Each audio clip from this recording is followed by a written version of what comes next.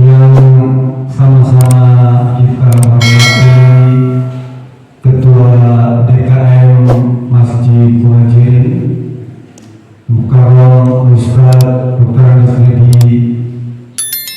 Ridwan, akhirul kiram guru kita Ustaz Haji Muhammad, dan terhormat Ketua RW 13. Ada Ketua 13?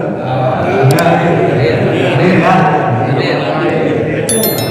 Kami berempat di kampung saya untuk Ketua RW itu baru kawin. Kemarin kamu lagi sama si itu. Iya. Cerita ke saya, Ustaz bilang saya baru kemarin kawin sama itu, tapi itu abahnya bukan main ngasih nasi kepada saya. Apa kasarnya? Kata abahnya, RW, saya titip anak saya itu, tapi umatnya jadinya kudu dek maraban, kudu dek makean, kudu dek mondokan. Cek Pak RW, bah, ayo siap, namun kudu maraban sitem siap, kudu makan sitem siap. Ngan pada mondokan kejenting bedok kejeng sitem kita, ada kudu mondokan man, tapi manjangnya mah naik saya. Maksud napasnya manjang. Dia geus pondok kudu mondokan deui lah silakan.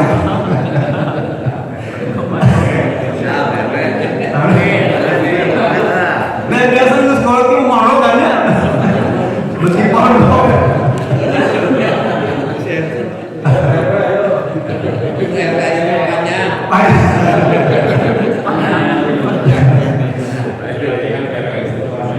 Yang dirahmati Allah Subhanahu wa taala, rekan-rekan sejawat jamaah Muhajirin. Tema kita pada pagi hari ini adalah cara untuk mengatasi kegelisahan, kesedihan, dan kekhawatiran menurut Islam. Peristiwa ini diawali dengan seorang sahabat Nabi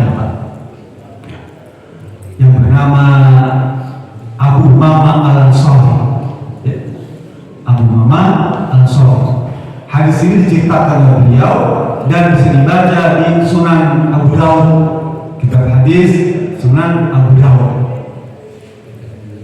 Kata Abu Umamah Al-Ansari, suatu kali saya sedang ada di masjid, duduk di luar waktu sholat sendiri.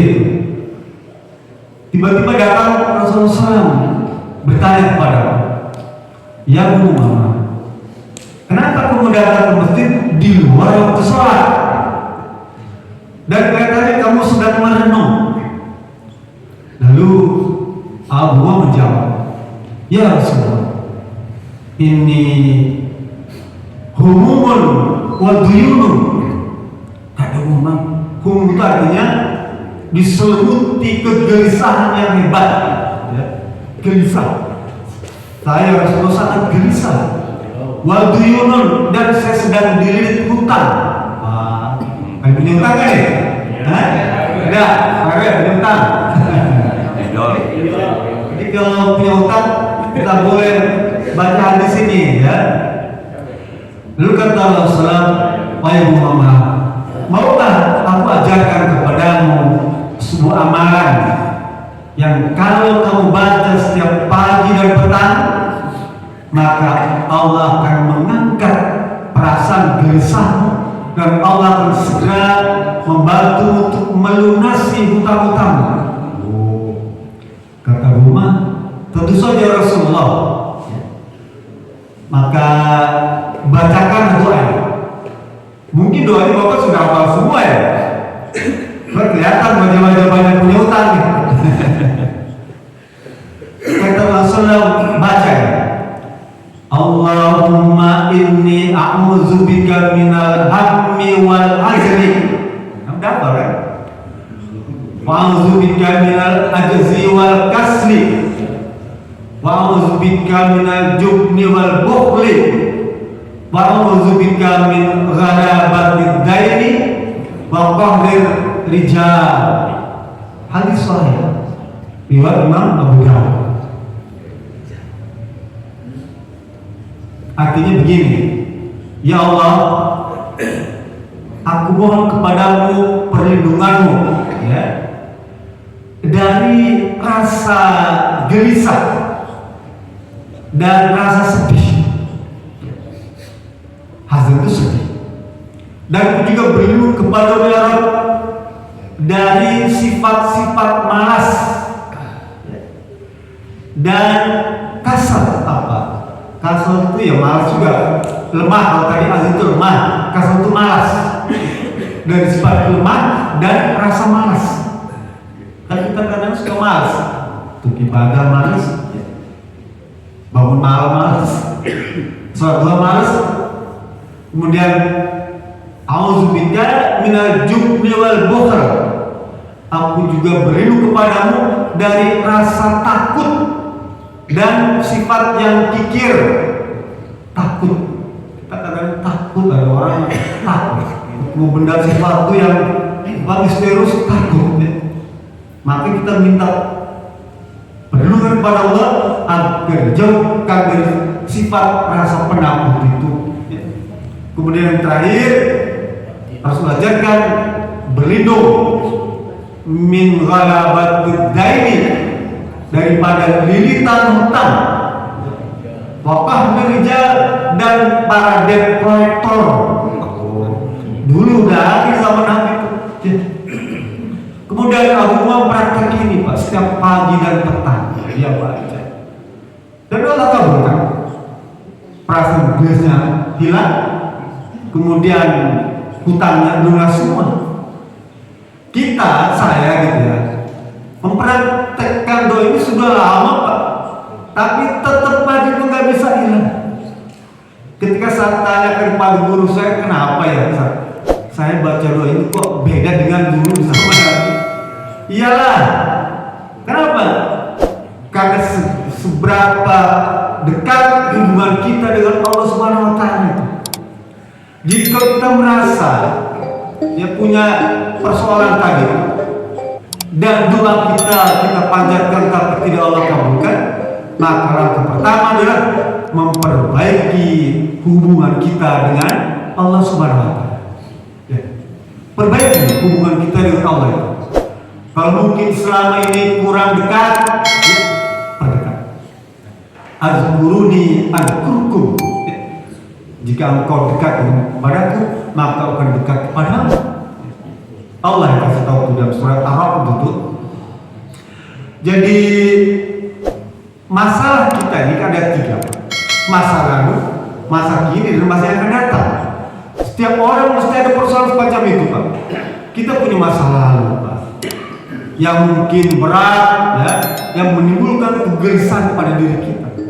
Masa lalu kita mungkin banyak melakukan perbuatan tercela, makanan, minuman, segala macam urusan itu yang menjadi beban berat pada hari ini.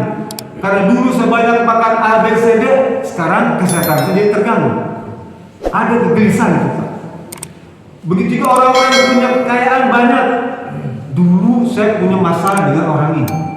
Sekarang ya, bagaimana saya menyelamatkan harta, melindungi keamanan harta yang saya kumpulkan. Ada orang yang merasa khawatir dengan masalah itu setelah pensiun, dia bingung. Ada beberapa harta yang mungkin dalam tanda kutip kurang baik, ya, sehingga khawatir, cemas, takut ada inspektorat lalu dikait-kaitan, cemas dia. Ada keliru masa lalu, ya, mungkin di luar kota, mohon maaf, takut nuntut datang ke kampung kita, datang membawa tes DNA, silahkan bilang, ya ini ini korban bawa tes DNA, kita nggak bisa mengelak kan? Pengadilan memutuskan bahwa bapak adalah orang tua ini. Silakan. Saya ke Cirebon Pak, tuh orang tuh di tempat penjara tuh, bapak bapak pegangin tangan. Bapak.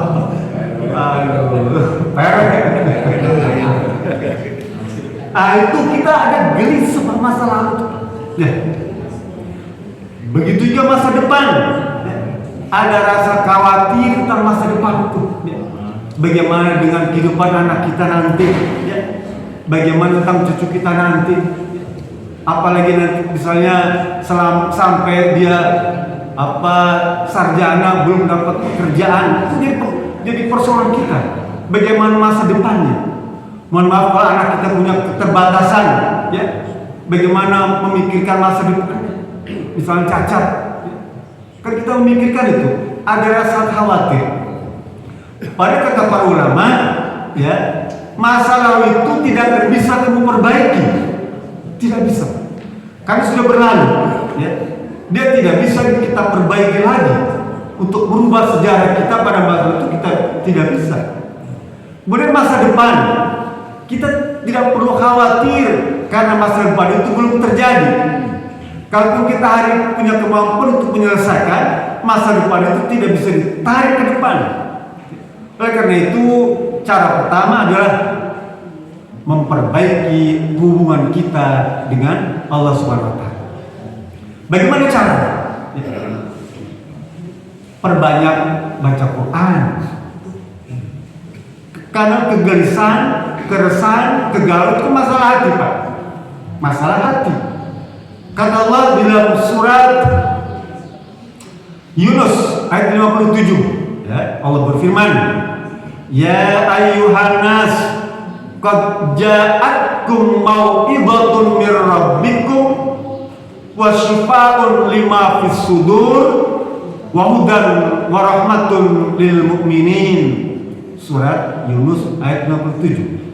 Kata Allah, wahai segenap manusia, bukan orang beriman, ya, seluruh manusia, ya, orang Islam, kafir, orang beriman, orang jahat, tuh, ya, telah aku kirim kepadamu, ya, telah aku sampaikan kepadamu kitab Quran tuh, ya, kita baca setiap pagi itu.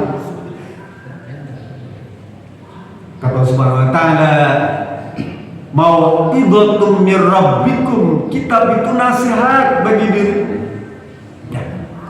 Wa shifaa'un lima fis sudur, dan dia jadi obat, ya, bagi penyakit hatimu. Penyakit hati, Pak. Kita ini banyak penyakit hati. Gelisah itu penyakit hati. Risau, khawatir itu penyakit hati. Baca Quran. Syifa'un lima fis sudur. Jadi kalau kita baca Quran pagi ini adalah salah satu obat untuk memberikan ketenangan. Dan surat Ar-Ra'd berfirman lagi, ala bizikrillah tatma'innul qulub. Bukankah zikir kepada Allah itu bisa menenangkan hati? Setelah itu berdoa. Doa minta pada Allah Subhanahu wa Ta'ala. Doa yang tadi saya ajarkan itu doa untuk membebaskan penyakit hati. Di samping baca Quran. Dulu Pak Nabi Ayub alaihissalam diuji oleh Allah Subhanahu wa Ta'ala dengan penyakit yang hebat. Penyakit kita mungkin baru sekedar taruh paling hebat jantung, yang paling berat untuk cancer lah, contoh. Nabi Ayub alaihissalam penyakit lepra yang semua orang kampung itu mengasingkannya, menghinanya, mengejek. Ujiannya sangat berat.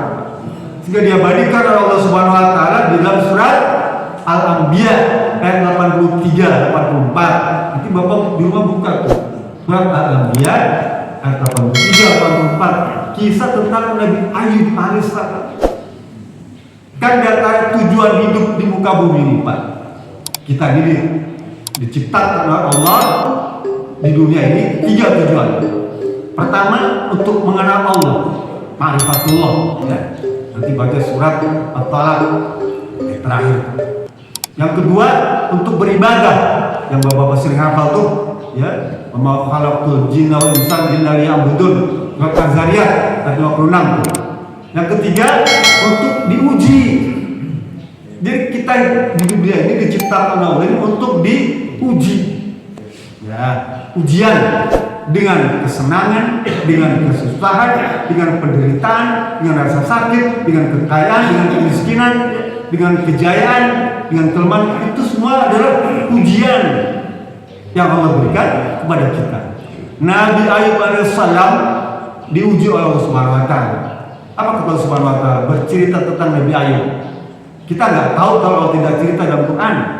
Nabi Muhammad tidak tahu kalau tidak Allah ceritakan dalam Quran. Wa ayyuba iznada rabbahu anni massaniya dhurru wa anta arhamur rahimin. Ya Rabb. Ayub ketika dia berdoa kepada Allah Subhanahu wa taala, ya Rabb, sesungguhnya aku ini menderita penyakit yang hebat. Ayub, ini masanya bur, ya. Udah penyakit yang hebat, dilecehkan oleh masyarakat. Pak, dalam beberapa kitab tafsir diterangkan bagaimana nih Ayub itu nyambutin belatung menghadap kulitnya. Kita borok paling bisul ya, bengkak, borok ya. Ini Ayub sekujur tubuh itu apa menimbulkan bau dan tubuh apa belatung. Tiap pagi itu nyambutin belatung satu. Ya. Nanti kalau Bapak pernah menyaksikan di rumah sakit orang yang maaf diabetes ya, yang sudah stadium 4 gitu ya, dia sudah apa diabetes, betisnya dipotong, ya. Bekas lukanya itu kan nggak bisa kering-kering Pak, harus didrainase misalnya, dan ilmu kedokteran itu ya itu ada kadang ada kuman macam-macam gitu ya. Dulu Ariel Sharon itu Pak, Perdana Menteri Israel yang ditakdirkan Allah Subhanahu wa taala, dia tidak mati tapi dalam penderitaan. Ususnya itu dipotong, isinya tuh belatung. Ariel Sharon 8 tahun ya, tidak mati tidak hidup, badannya kurus tapi perutnya sudah kosong, ususnya dipotong-potong, isinya belatung. Dok tiap hari itu mengambil tuh membersihkan belatung yang nempel pada tubuhnya. Nabi Ayub alaihissalam seperti itu. Ya. Inni masanya dur wa anta arhamur rahimin. Sesungguhnya engkau ya Rabb Maha Pengasih dan Maha Penyayang. Doa yang dipanjatkan Nabi Ayub alaihissalam Allah kabulkan. Kata Allah ayat 84-nya, fastajabna lahu, aku kabulkan berdoamu ya Ayub.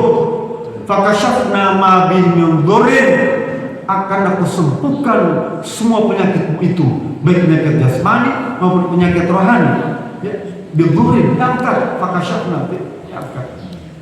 Kemudian Allah tambahkan lagi, wa atainahu ahlahu, saudara-saudaramu yang sudah meninggalkanmu itu mengasingkan akan aku panggil lagi, suruh kumpul kepadamu. Kemudian wa misru ma'um rahmatan min indina, dan aku berikan kepadamu yang berlipat ganda rahmat. Kemudian wa zikra lil abidin, ini merupakan pelajaran bagi hamba-hamba Allah Subhanahu wa taala. Betul Pak, mandi ya dilarang karena mandi saja bersih semua, saudara datang semua, rezekinya melimpah, hewan piaraan yang belum pergi sekarang datang lagi, jadi kaya raya lagi. Seketika tuh Allah punya kemampuan Pak, kan mudah. Idza arada ayyakul lahu kun fayakun. Jika Allah mau menghendaki gampang. Oleh karena itu hadapi ujian ini dengan penuh kesabaran. Nabi Yunus alaihissalam, kisah Nabi Yunus Bapak bisa baca dalam surat Al-Anbiya ayat 87-88. Bapak bayangkan Nabi Yunus ini disantap ikan hiu ya, yang besar tuh. Orang kan besar Pak ya, orang Arab besar, tentu ikannya lebih besar lagi, disebut ikan nun ya. Besar. ditelan ikan hiu, dan di perut ikan kan gelap. Dasar laut kan lebih gelap lagi.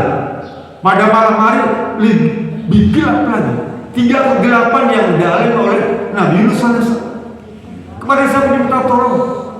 Nggak bisa. Kalau dia bunuh ikannya, dalam tafsir itu diceritakan, dia bisa membunuh ikan itu, Pak. Dengan apa? Misalnya merobek jantungnya, merobek livernya, ya, merobek bagian tubuh dalam perut itu. Tapi kalau ikan itu mati, maka dia juga meninggal juga. Karena dia bisa keluar, ya, dalam dasar lautan yang tinggi kata mungkin 1 kilometer, gak akan keburu dia bernapas, Pak. Paham ya? Lah orang dalam dasar lautan untuk ngapung, ngambang ke atas itu kan perlu waktu, Pak.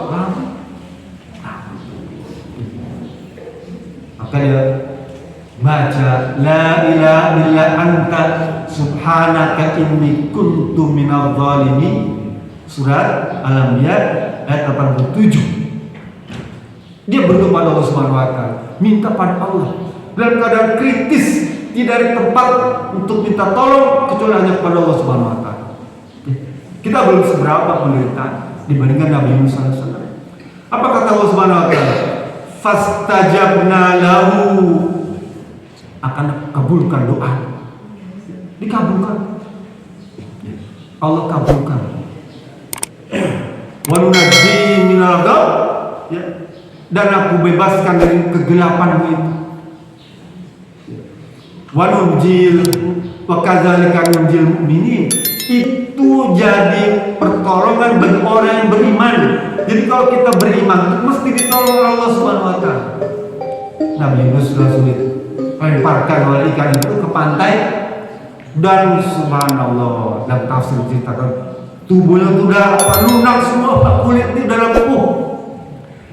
Kita berenang kalau kelamaan ini Pak, pada ini melotok kulitnya, melotok lembut itu. Nabi Yunus 40 hari perut ikan dilemparkan ke pantai itu nggak berdaya, kecuali ada seekor kambing yang menjilat kulitnya. Ya, dijilat kulitnya itu, kotoran itu dibersihkan oleh kambing, ya, dibersihkan sampai kemudian bisa pulih kembali. Nah, kalau para nabi berdoa pada Allah Subhanahu wa taala, maka kita dituntut untuk selalu berdoa. Boleh sendiri, boleh orang lain minta tolong, boleh. Tapi sendiri pun bagus. Kan saya ini kalau di Ustaz Pak, orang datang pada minta tolong untuk Ustaz tolong doain. Saya hidupnya susah, dibilangnya, supaya pengen enak, hidup enak. Ya duit itu datang ke orang-orang tuh bisa kipas-kipas. Ya bisa sebenarnya. Udah, saya doa kepada Allah. Allah kabulkan, datangkan saya. Gimana berhasil? Iya maksud, tapi jadi tukang sate ngegebar, nyipas-nyipas aja. Kadang seperti itu. Datang lagi pusat doain ya apa ya, kadang kayak orang-orang itu rezekinya datang sambil longkang kaki aja. Saya doain, datang lagi dia. Gimana berhasil? Ya tapi saya jadi tukang jahit Ustaz, goyang-goyang kaki. Waduh, bagaimana? Datang lagi, Ustaz doain saya. Ya gimana? Pengen saya duduk tenang, duit itu datang sendiri. Ya udah, saya doain. Datang lagi, jadi penjaga WC di mall. Duduk diam aja datang. Datang nih, Ustaz, supaya rumah tangga harmonis gimana nih? Pengen sih kayak orang-orang itu kan kalau perlu obat kuat juga repot. Gimana? Ya pengen manjangin gitu. Gitu. Saya doain. Didoain pakai dipanjangin. Bener dikabulkan Pak, dipanjangin, tapi kakinya mondokan.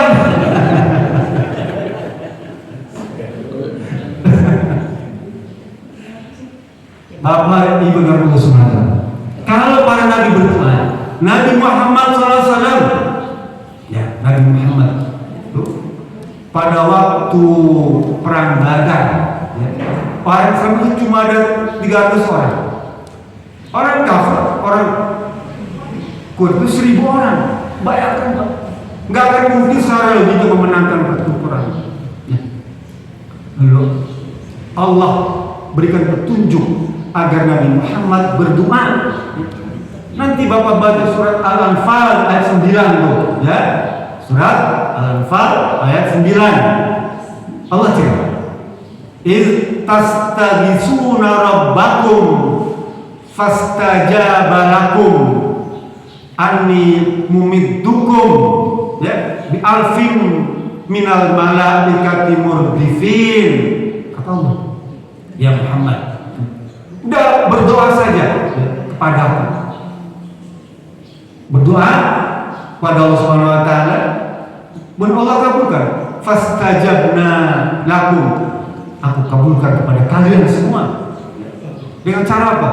Allah kirimkan 1000 tentara malaikat yang berbondong-bondong murdifin. Ya. Orang Quraisy 1000 orang, malaikat 1000 orang.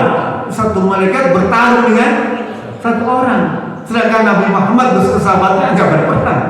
Paham ya? Udah mereka bertarung dengan malaikat. Kalau Nabi Muhammad saja berdoa pada Allah Subhanahu wa taala yang sudah dijamin tentang keimanannya, ketakwaannya, keselamatannya di dunia akhirat, Allah sudah dijamin. Kita ini siapa sih Pak? Ya. Kita ini siapa? Coba cek diri kita ini hamba Allah yang lemah, nggak punya prestasi ibadah. Kemarin telepon teman saya pergi haji. Waduh, Ustaz, saya bilang saya ini kena bongkar. Kenapa? Mungkin gara-gara nyiram kucing pakai air panas, bilang langsung Allah balas di hotel begitu sama mandi langsung airnya panas, bilang. Sebenarnya bukan hukum karma, itu salah mencet. Salah mencet yang warna biru kalau air dingin. Dia merasa berdosa karena nyiram kucing. Baru dia telepon cerita salah mencet air panas, dosa. Nggak ada begitu ya. Tapi memang perlu ilmu kalau kita pergi haji, karena kalau di sana itu naik taksi, itu dia nggak ngerti bahasa Indonesia.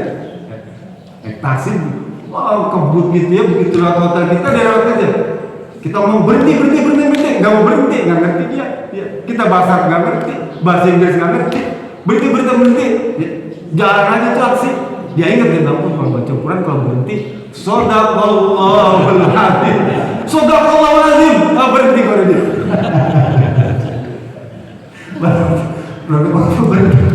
Jadi memang banyak pak kisah-kisah itu ya. Nanti coba pulang haji deh, ya. Dulu kakek saya pulang haji bawa radio, ya. Dibanting pak, kuprak marah dia. Kenapa? Waktu di Mekah tiap hari di belakang radio ini menyuarakan baca Quran, sholawat pakai bahasa Arab. Kenapa di sini dangdutan terus ini? Ya radio, stasiun radio kan beda. Di sana pakai bahasa Arab, lagunya bahasa Arab semua.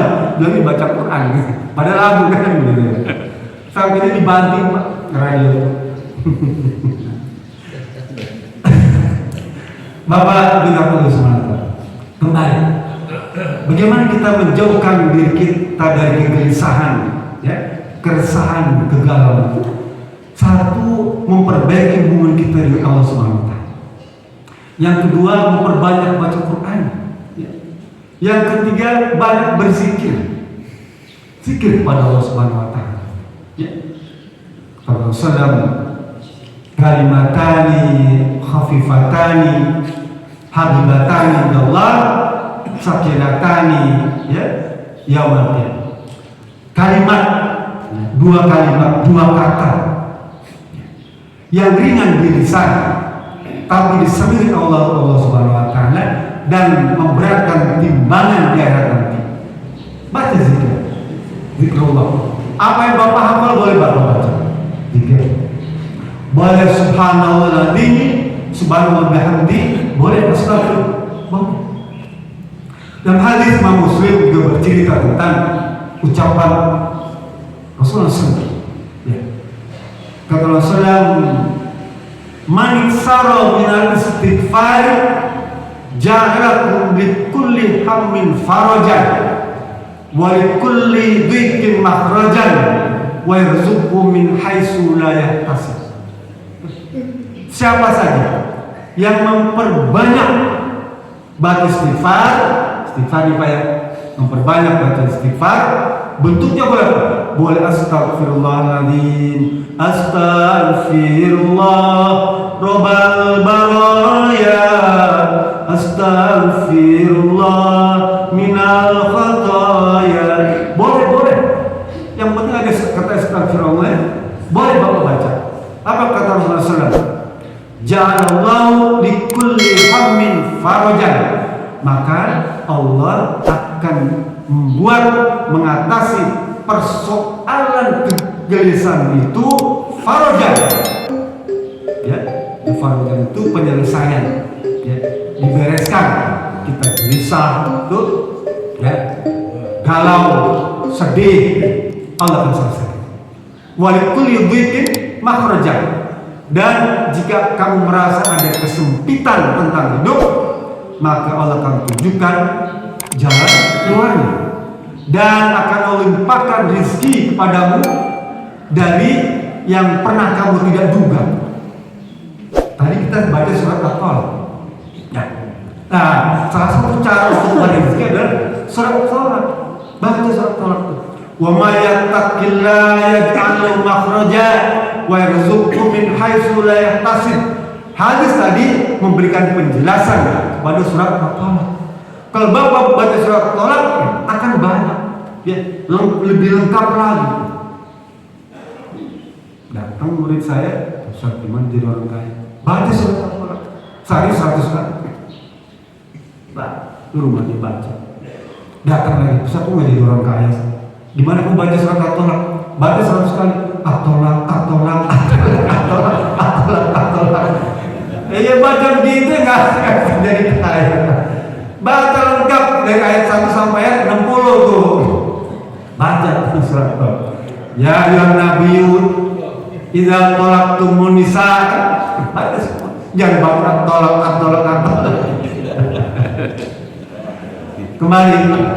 Jadi baca Quran. Dan yang berikutnya apa? Bergaul, berkumpul dengan orang-orang yang baik, dengan orang-orang yang saleh, orang-orang yang senantiasa memancarkan aura positif, sehingga kita terbawa jadi orang baik, terbawa jadi orang beriman, terbawa jadi orang yang bertakwa. Ya, jadi saya berharap pengajian rutin pagi itu, ya, baca Quran terus laksanakan. Sekalipun ada mungkin teman-teman kita yang kurang setuju dengan pengajian model itu, tapi ada hadis yang Bapak bisa pegang, ya. Kata Rasulullah, "Man ijtama qaumun fi baitin min buyutillah." Siapa saja orang-orang yang berkumpul di rumah Allah, di masjid, yang tergabung dengan Quran dan dia mempelajari Al-Quran, membaca Quran bareng-bareng. Hadis ini Bapak boleh pegang untuk menjawab orang-orang yang tidak suka dengan pengajian seperti ini. Ada, bukan cuma di kita, di tempat ini juga banyak, gitu ya, seperti itu. Yang tidak suka. Nah, apa Rasul bilang kalau kita bisa berhimpun membaca Quran bareng-bareng itu, ya, Allah turunkan as-sakinah, ketenangan hidup. Ya. Kemudian Allah lindungi kita oleh para malaikat. Ya. Kemudian Allah sebut nama kita satu-satu di hadapan Allah yang lain tuh. Bafulan, Pak RW disebut namanya sering-sering. Ya. Kan suka ngaji pagi-pagi disebut, kan senang. Yang menyebut itu Allah Subhanahu Wa Taala. Kalau saya nyebut mungkin nggak ada arti apa, tapi Allah yang menyebut, mananya apa? Doa, rahmat, barokah, nikmat melimpah bagi Bapak semua. Pastikan orang yang baca Quran minimal selama duduk membaca Quran itu mesti ada dalam ketenangan. Ya, kita baca Quran minimal selama baca Quran ini kita ada dalam ketenangan, tidak galau, tidak risau, tidak cemas, dan tidak khawatir. Minimal selama masa baca Quran. Apalagi kalau terus, ya, di rumah baca lagi, maka kan keresahan. Ya, mudah-mudahan Allah senantiasa memberikan petunjuk dan hidayah kepada kita dan memberikan kemudahan agar kita senantiasa memuliakan Allah yang berikan kebahagiaan di dunia dan keselamatan di akhirat. Itu saja. Assalamualaikum warahmatullahi wabarakatuh.